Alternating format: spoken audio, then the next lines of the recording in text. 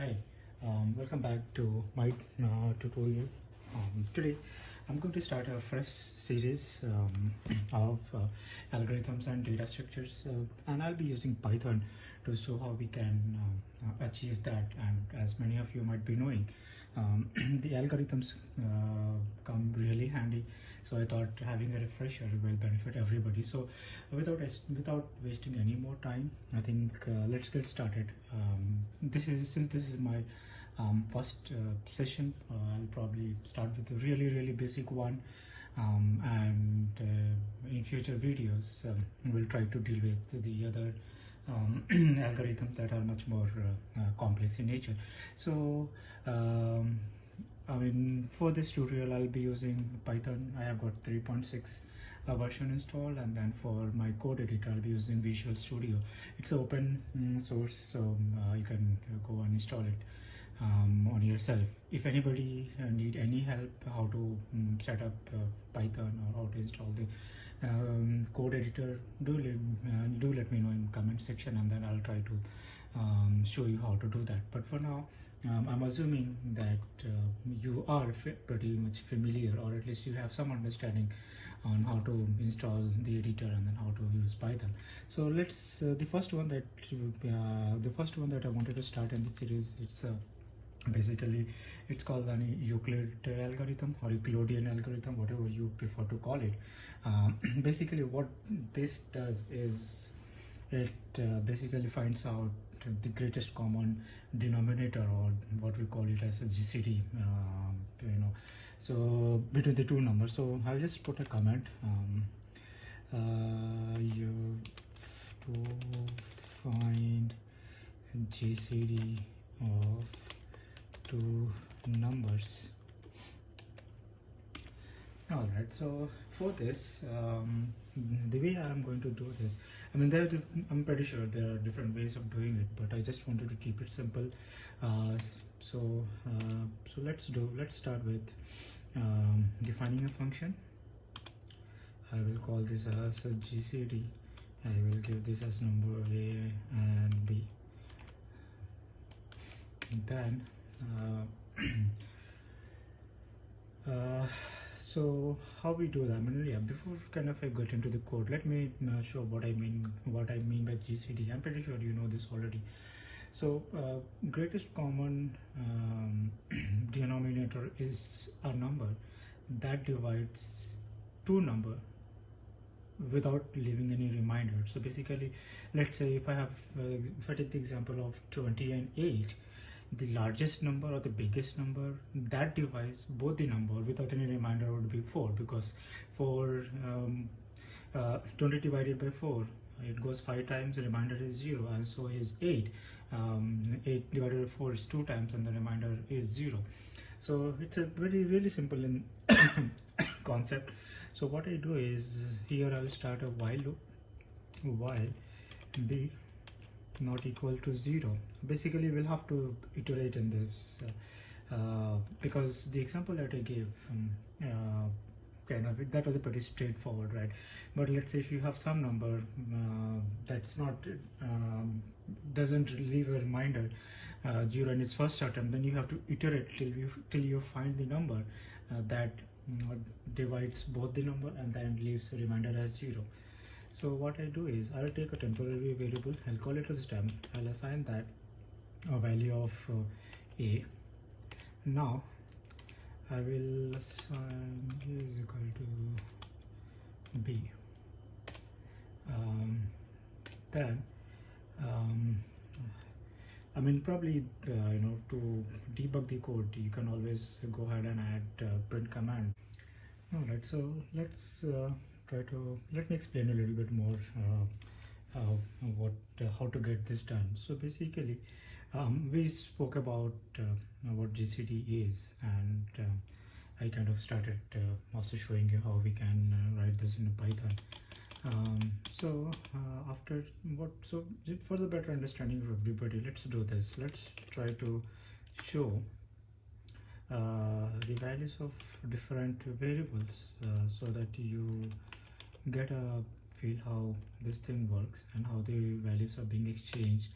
Now How are we going to get this is by using an operator called a module operator, or it's also called as mod operator. And what basically it does is it divides your left hand side number by the right hand side and then gives you the reminder. So basically, that's what we wanted to accomplish as well, right?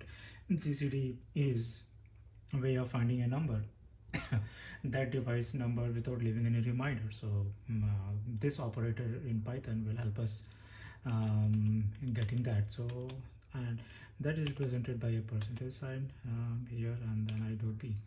Right now, let me put another print so that you know what is the value here.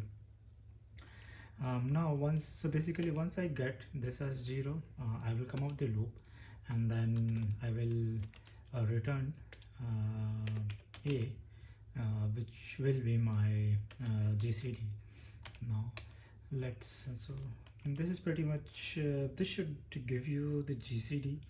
And how to test this? Let's do this. Let's call this function by passing two parameters. Let me call it a GCD. I give this as 20 and 8, and I'm assuming if this is right, this should give me a result of 4, because 4 is the largest number that divides both 20 and 8 without leaving any reminder. So how to execute this one? I will have go to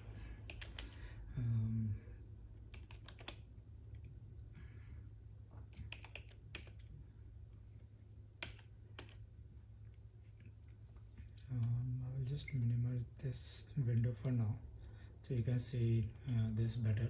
Let me clear my screen.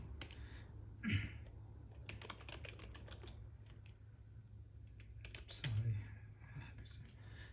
This is what happens when you work in Linux and try to do a demonstration on Windows operating system. All right.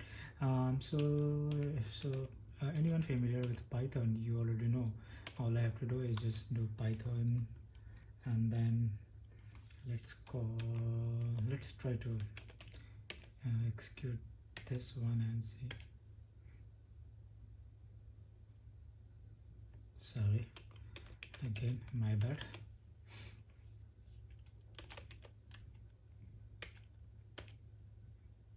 All right. So Python 3 is basically a Mac command. Since we're using Windows, we have to use Python, and I'm sorry for that. All right. So now let's see what actually happened.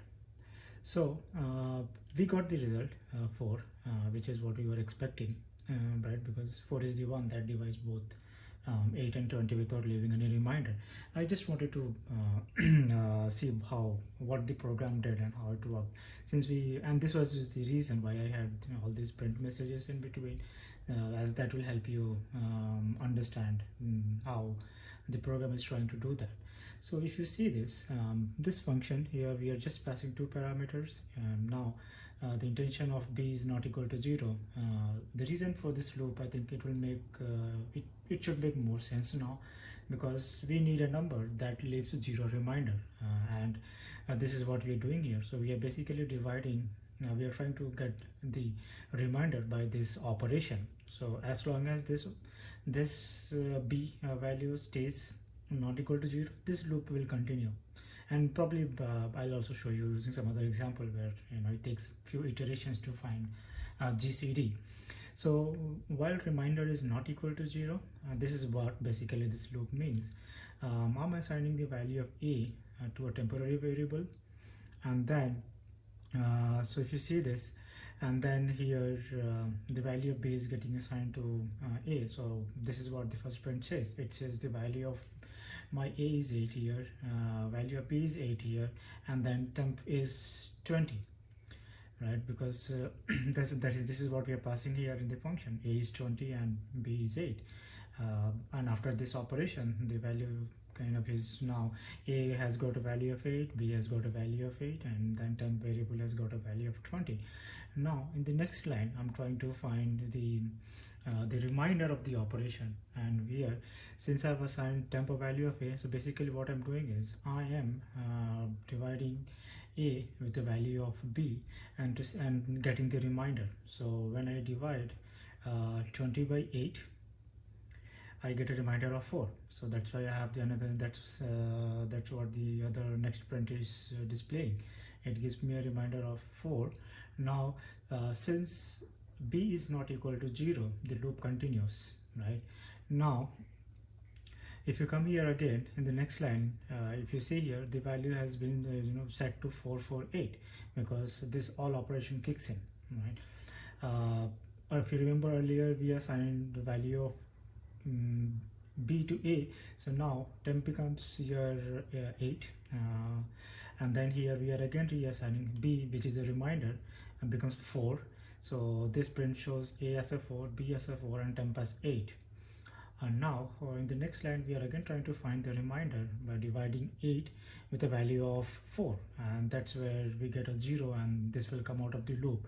And the moment this will come out of the loop, that tells me that we have found the biggest number that divides both the number, or you can also call this a GCD. So let's just see one more time. So probably let's take an example of another number. Let's see, I take 96 and 12. So let's see what happens. I don't know the answer of this one, so I hope this one tell us, and then we can verify if this is what it is. So it gives us 12, right?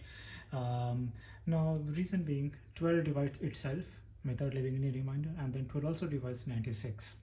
So it turns out to be the 12 is the GCD of 96 and 12. Let's change with one. Let's try with 90 and 12, and let's see what, just for the sake of demonstration, and see what we get. So you see here, in this case, it gives me a result of 6, right? Because when you divide 90 by 6, it gives you a 0 reminder. 15 into 6 is 90, and then the reminder is 0, and so is the case with the 12. 6 into 2 is 12, reminder is 0. So basically this is what it does. It's really very basic algorithm that we have seen in school and college. I just wanted to start with the easy one, so you actually get the feel how these things work. Try to practice this at home, and in the next video I'll probably talk about more about bubble sort. Bubble sort, it's more of a teaching algorithm.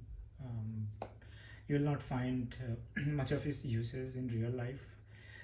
Reason being, when we talk about algorithms, we basically talk about its time complexities and how efficient that is. And bubble sort is one of the most inefficient algorithms that we have today. And that's the reason why it is taught in schools and colleges, because it's also very easy to understand and very easy to accomplish. It's just that it doesn't find its uses in real life because of its performance, the time complexity. So we'll talk more about that in the next video.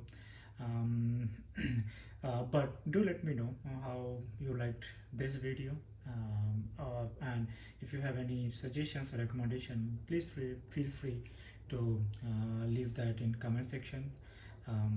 I'll try to go over them in the next session. So thanks all for watching this video, and I'll see you in the next topic. Happy learning.